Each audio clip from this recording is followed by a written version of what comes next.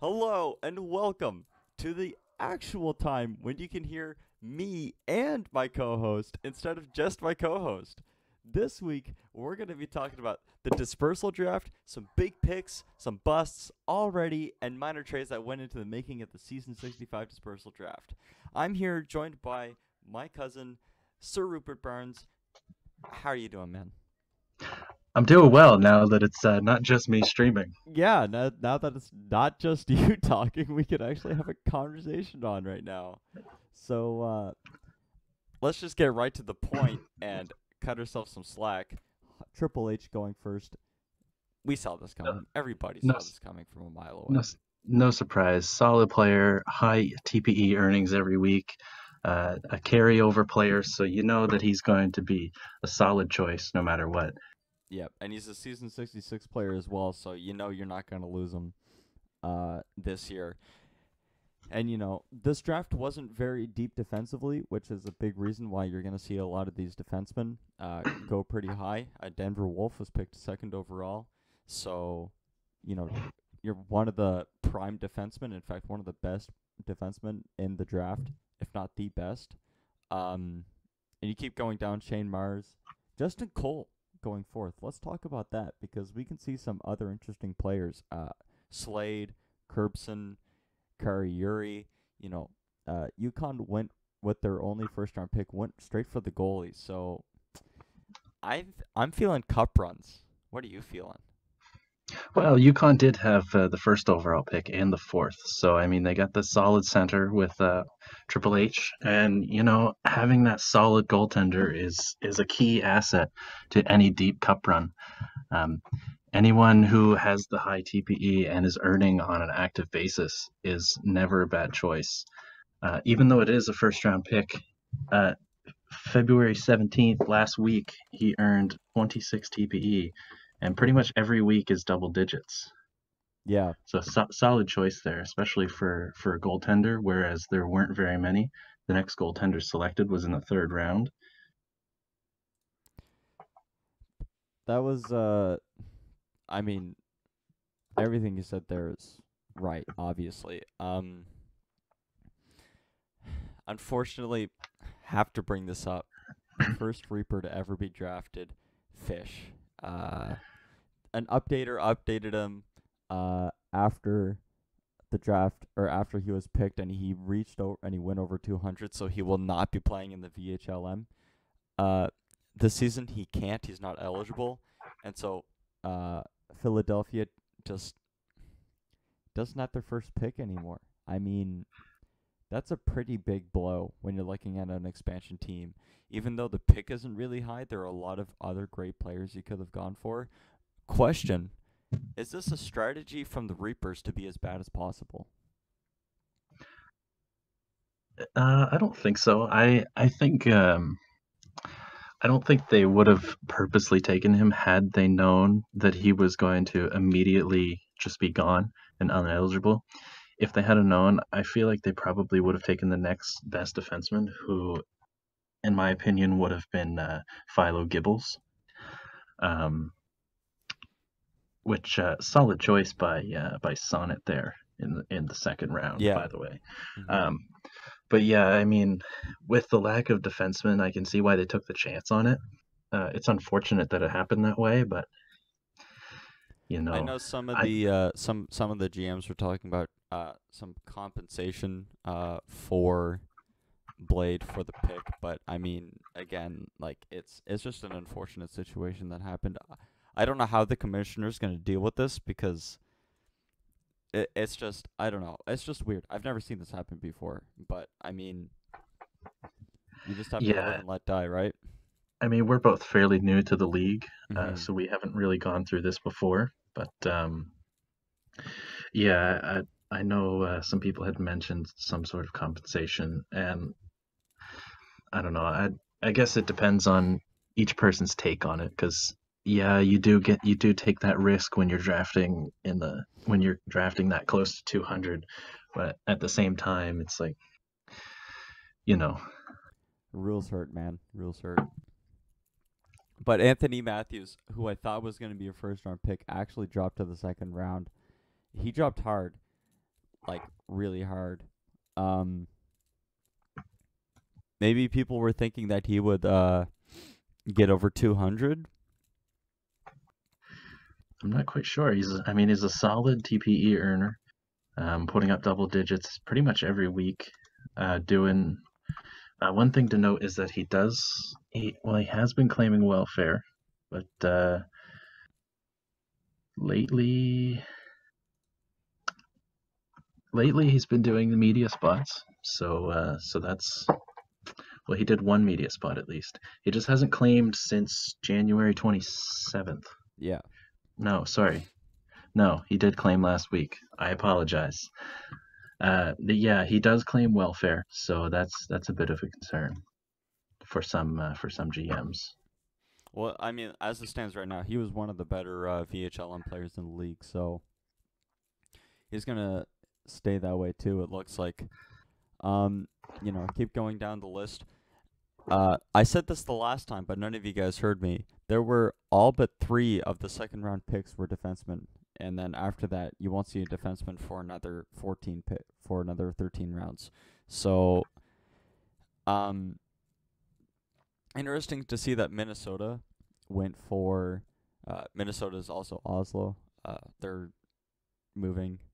Minnesota went for Aaron Nielsen, the 97 overall defenseman, and then Houston went for the 136 overall, or sorry, not overall TPE defenseman. So to me, I think Houston right now, and this isn't a secret, Houston is definitely going to go for that Cinderella story cup run this season, I think.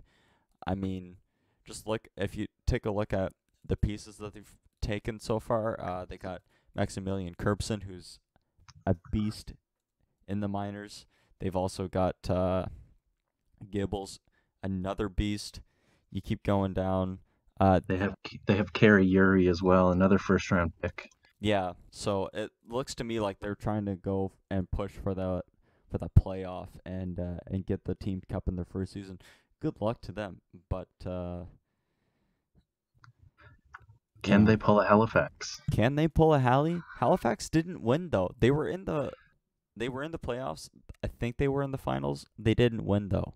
UConn at 13th and 14th both got defensemen. So UConn right now is looking like they've got a really, really solid team going on right now. They already picked up the first line, which is probably just going to be Triple H, Anthony Matthews, and who else was on there? Morozov, which is super strong, by the way. These guys are basically going to be like 200, 180 by the time the playoffs roll around. So that's a monster of a first line. And then they went right for the defenseman. They went with Richard Heistel, I think, and Titus Stone. So those last 3 players are all season 66 players as well, so they'll stay a little bit longer than a season 65. And Philadelphia went for Mikko Aaltonen, which is probably going to be their first player that they drafted that will play for their team, because Fish, as we said, is no longer going to be there. But I'm going to let you talk about the trade that happened that Halifax made for the second and third, for the third round pick. Yeah, the 17th overall pick was traded from UConn in exchange for a 5th round pick in the draft that just went by and a season 66 third round pick.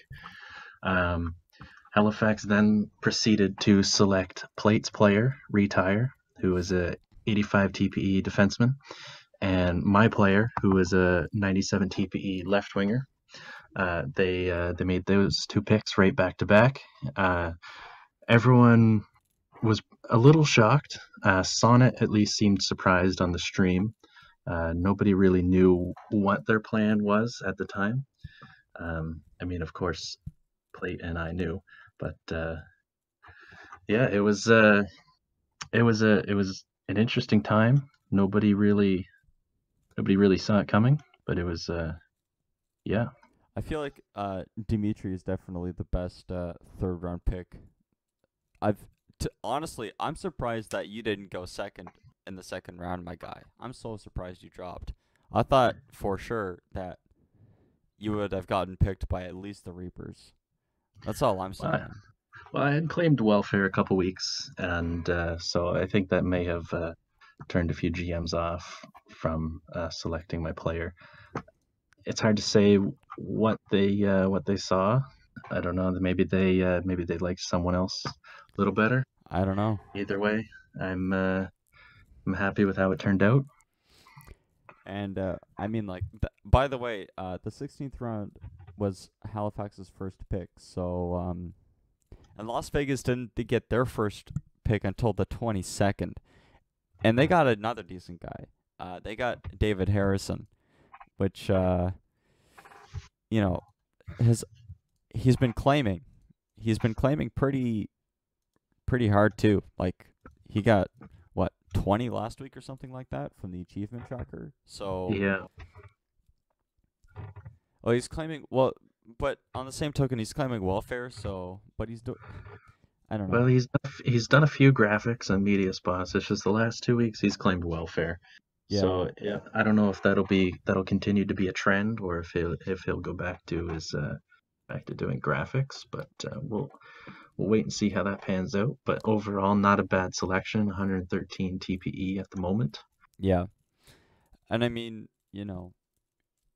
um, beyond the third round, I can't really think of any crazy picks that stand out to me beyond the third round.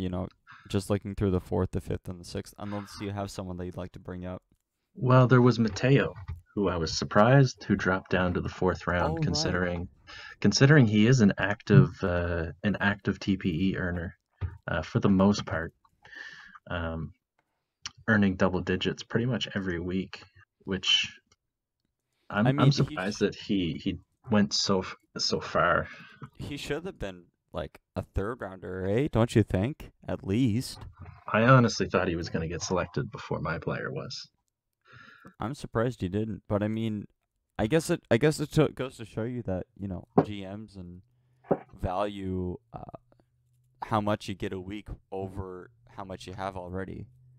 So Yeah, pretty interesting to see that just by your projected TPE earnings is where you'll fall rather than how much you have already. So unless there's anything else that you want to bring up, that's a wrap. one thing was in the sixth round, 45th overall. Halifax selected a center, Nacho, who is still in the draft. He was at 30 TPE. He just snuck in there before the draft. Mm-hmm. But I heard him talking in the general, and he seems like he wants to be an active point earner. So that may be the steal of the draft, but Oh, wow.